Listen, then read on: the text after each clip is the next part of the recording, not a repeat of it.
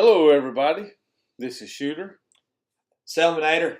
and we're here for our first edition video. Something we haven't done yet. That's right. It's called eNc Debates. Brought to you and sponsored by Lowe's. Oh, no, Lowe's. Not really. Not really. We just work at Lowe's. No. But the first edition of this is going to be Infinity War versus Endgame. He likes Infinity War better. I like Endgame better. Right, but Endgame's a good movie. It is. Infinity War is a badass movie. Yep. Yes, full of action. Love it. So I guess the way we're going to do this is we're going to explain what we like and don't like about each of the movies. That's right. And maybe discuss what was the proverbial nail in the coffin why we like the other movie better. Yeah. So I guess we'll start we'll start explaining Infinity War, what we liked about it, what we didn't like about it. Right.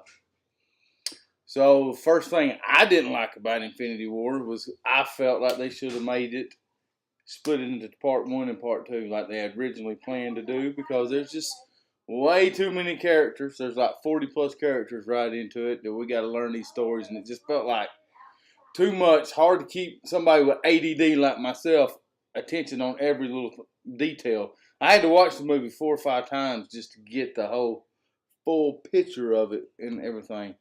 But I thought some of the mashups were done really, really well. Like Iron Man with Doctor Strange, they played well off each other. Of course, as Guardians of the Galaxy, Thor with them.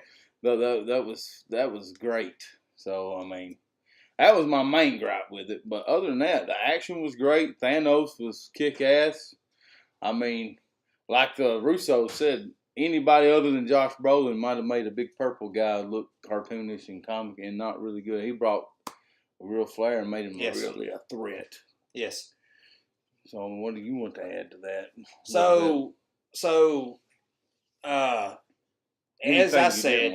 As I said, Infinity War, that is my favorite MCU movie of the 22 MCU movies. I will say that if there is a fault that I have to give it, it would be the same as you just said.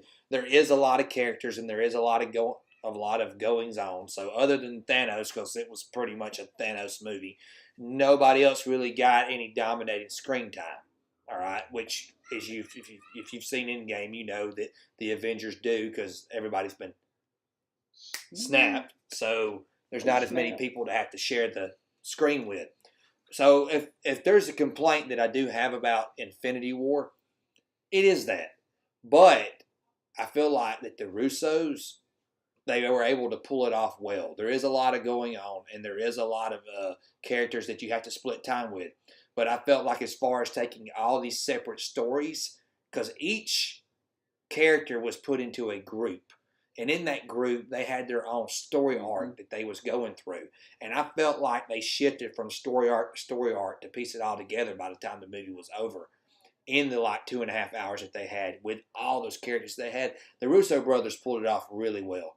And of course, some of my favorite action scenes and fight scenes and everything, and some of the most emotionally impactful moments for me. Obviously, there's one in Endgame that I would say is number 1. But as far as in the whole goes in that department, I have to go with Infinity War. I mean, my favorite fight scenes are from Infinity War. To me, the most badass villain so far, obviously, that the MCU has had in its entire universe so far is Thanos, and Infinity War is where that villain shines. Yeah. You know, so. But yeah, so that's what I really love about it.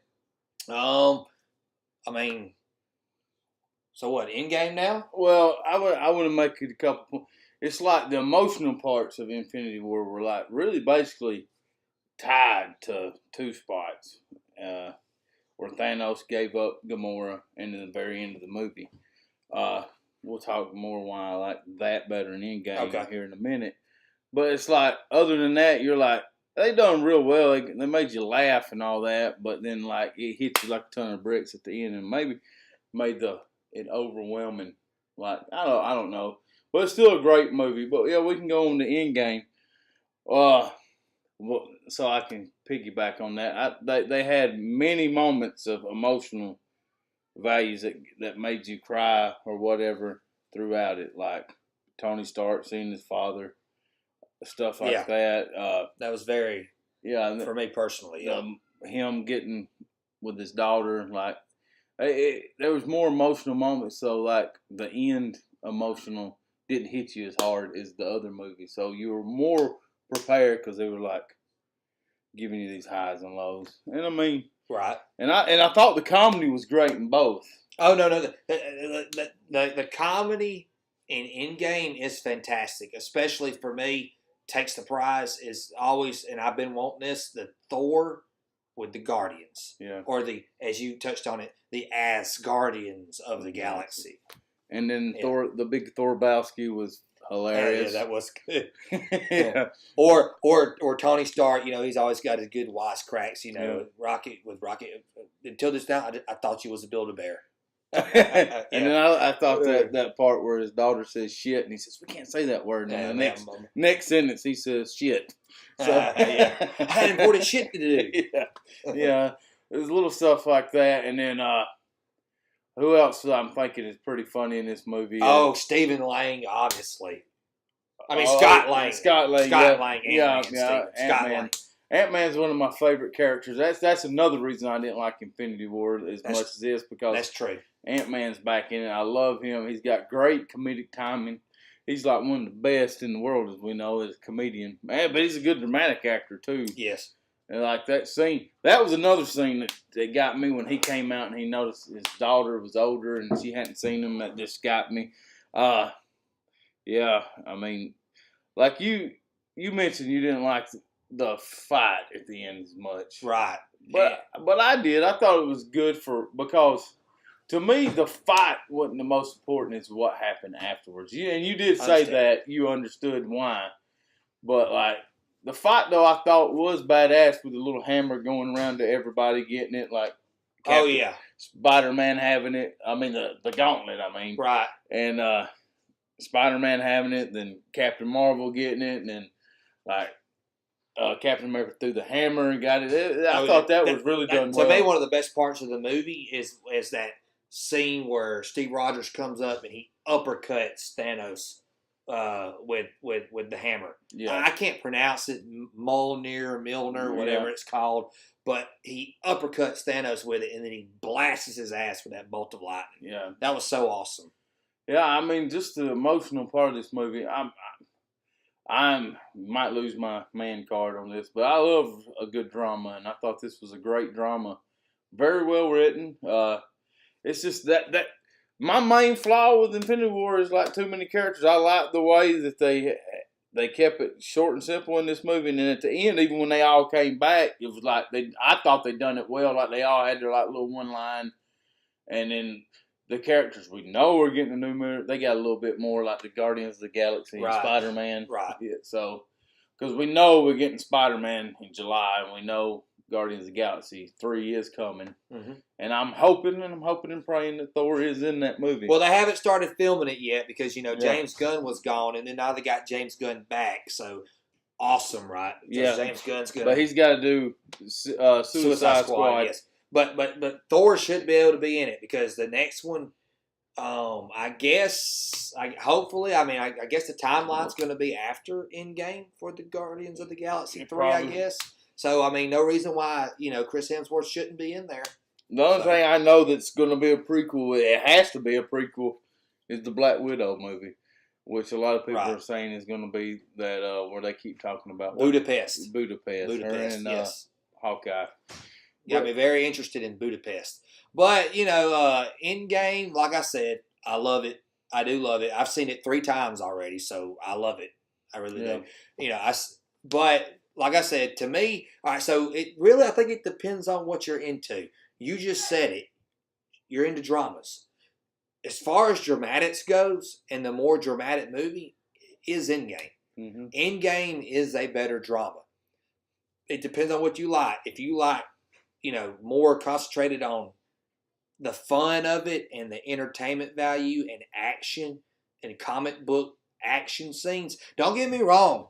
I'm not saying Endgame doesn't have it because that battle at the end like I said, it's a really, really, really good battle, especially when everybody starts coming through their portals and everything, and everybody returns. I mean, it gave me chills, but it just seems like it ended real suddenly for me. I get why they did it, with Tony Stark and everything, and him snapping.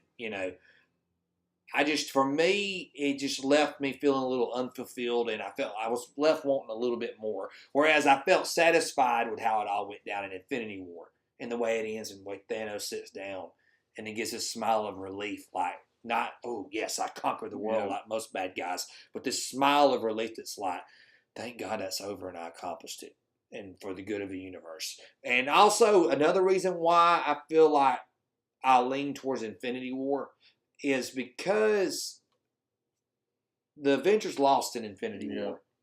And the Avengers always win, and it kind of got us to look at the Avengers in this movie and be like, how would it be if they lost? We got to see that in Endgame. Because in Endgame, it's just them mainly just picking up the pieces and trying to get back together because they're down, they're out, they're depressed. And we got to see that because of Infinity War. So I just like also like that alternate reality that I got to peek into with Infinity War. Well, I mean, it's not the first time they lost. They technically lost in Ultron. I mean, yeah, they beat Ultron, but at what cost? That's true because Sokovia, all those people died in Sokovia, which is what sparked the Civil War movie with the Accords. And then they messed up again at the beginning of the Civil War. Yeah, and they killed Crossbones by killing a lot more people. Right. So yeah. But I just mean like as far as the main objective. Like, that's the first time they failed at their main objective, which was to stop Thanos and to stop from half of universe life being eliminated, and they failed. I know I'm probably in the minority. A lot of people will like Infinity War better. Well, I don't know because everybody except for my girlfriend, everybody else, people at work and everything do like Endgame more. And I get why. I do get why. I understand. It's an awesome movie. I know you don't really like the comparison, but there's not really any other movies you can compare it to. But like Kill Bill 1 and 2, like one's full of action and one's more. I get why you say that. And the same thing, I like Kill Bill 2 better than I did Kill Bill 1. And you know what? When I think about it, it makes sense because I like Kill Bill 1 more. Because ain't Kill Bill 1 the one where she has the badass scene in the snow where she has a sword fight with Lucy Liu? That's at the end of 1. That's the one I like more. Yeah, that's where she went through the crazy 88. And you're right, and it is a good comparison because Kill Bill Volume 2 was more of a dramatic movie, and Kill Bill Volume 1 was more of and then also the final fight with her and Bill was underwhelming. You hit the nail on the head. So I can see why you hit the nail on the head. To me, that fight, even though it had more of a dramatic fashion to it because of the emotion involved in it, when she does fight Bill, it doesn't have that all that action going on in it that the fight with Lucy Liu did. Yeah. So, good scenario. Yeah. So it's just, I figure if you like more action movies, you're gonna like Infinity War, and if you like dramedies, as I like to call it, with a little bit of action in it, you're gonna like Endgame better. So that's true. It's all a matter of opinion. They're both 5 stars out of 5 in my opinion. Yes. So, I mean, they're the creme of the Avengers movies, I would say. Now, I'm not going to say the MCU because I think a couple of the standalone films hold their muster, too, like Winter Soldier and Thor Ragnarok. Yes. Guardians of the Galaxy 1. And I would even say, as we touched on earlier, I know a lot of people say this movie's overrated, but I don't think of Avengers 1.5, a.k.a. Civil War. You know, I think it holds up there, too. So yeah. It's a pretty good one. And, well, I guess that's about all we got. That's it. The first edition of debates. So now we don't know. We might have some more debates coming later. We'll have more debates. Trust me. Yeah. I mean, we agree on a lot, but there are stuff that we disagree on. So, but it's all in fun and games. So remember, if you're not already, subscribe, right. Hit that subscribe button, like, comment. Selman's got a video, his spoiler free. That's right. Avengers Endgame review with a giveaway, and then me and Nightclover had our spoiler filled one.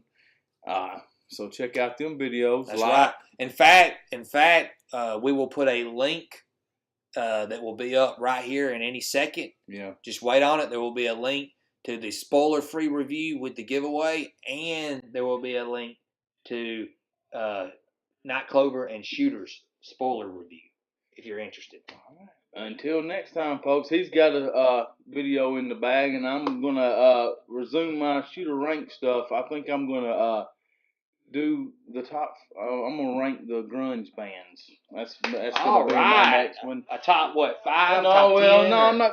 I'm just going to rank them.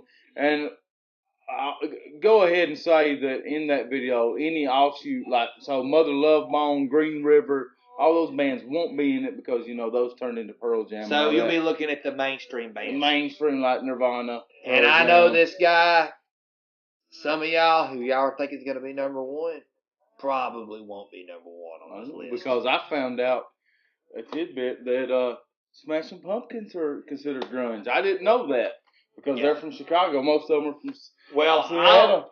Before we sign off on this video, I just want to say, since we're talking about ranking grunge bands, I'll go ahead and tell you. My personal favorite, obviously don't give yours because you don't want to give any spoilers, but I'm gonna let me guess. Alice in Chains. Or Soundgarden. Alice in Chains is more the metal. If you're counting Alice in Chains, they are. They're one then they're number one. But if we don't count them, then I was going to say Bush. Yeah. Well, I don't think Bush is in. I had a list I was going by.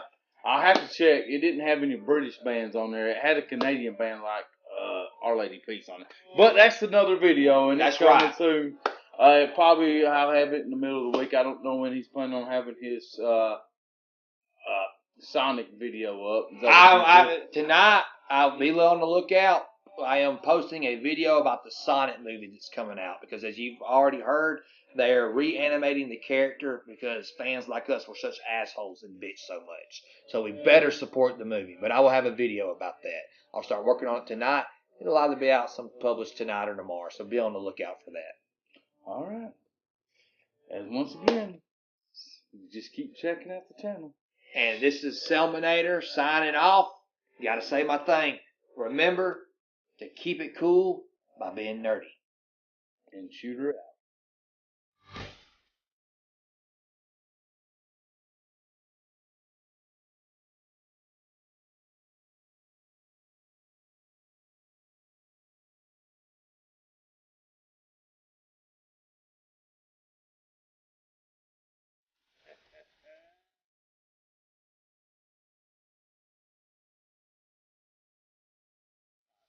Before it was funny, now it's starting to border on homoerotic.